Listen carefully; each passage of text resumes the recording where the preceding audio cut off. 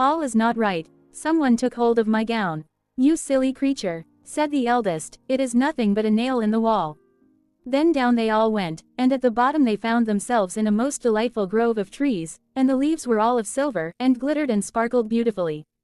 The soldier wished to take away some token of the place, so he broke off a little branch, and there came a loud noise from the tree. Then the youngest daughter said again, I am sure all is not right, did not you hear that noise? That never happened before, but the eldest said, it is only our princes, who are shouting for joy at our approach. Then they came to another grove of trees, where all the leaves were of gold, and afterwards to a third, where the leaves were all glittering diamonds. And the soldier broke a branch from each, and every time there was a loud noise, which made the youngest sister tremble with fear, but the eldest still said, it was only the princes, who were crying for joy. So they went on till they came to a great lake, and at the side of the lake there lay 12 little boats with 12 handsome princes in them, who seemed to be waiting there for the princesses. One of the princesses went into each boat, and the soldier stepped into the same boat with the youngest. As they were rowing over the lake, the prince who was in the boat with the youngest princess and the soldier said, I do not know why it is, but though I am rowing with all my might we do not get on so fast as usual, and I am quite tired, the boat seems very heavy today. It is only the heat of the weather, said the princess, I feel it very warm too.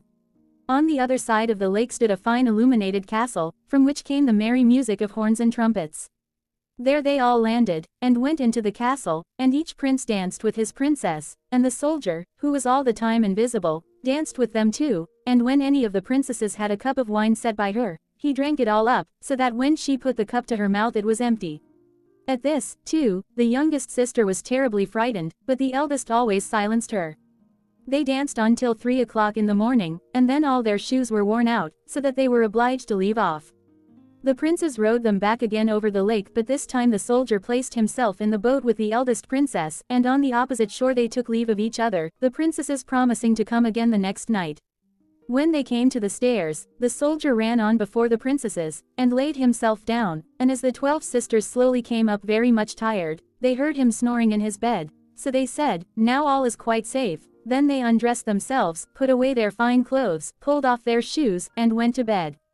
In the morning the soldier said nothing about what had happened, but determined to see more of this strange adventure, and went again the second and third night, and everything happened just as before. The princesses danced each time till their shoes were worn to pieces, and then returned home.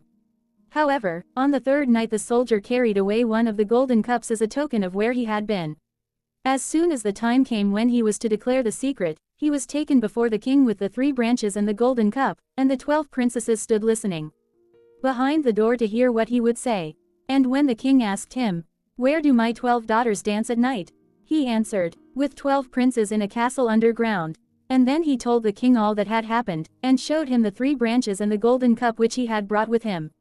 Then the king called for the princesses, and asked them whether what the soldier said was true, and when they saw that they were discovered, and that it was of no use to deny what had happened, they confessed it all.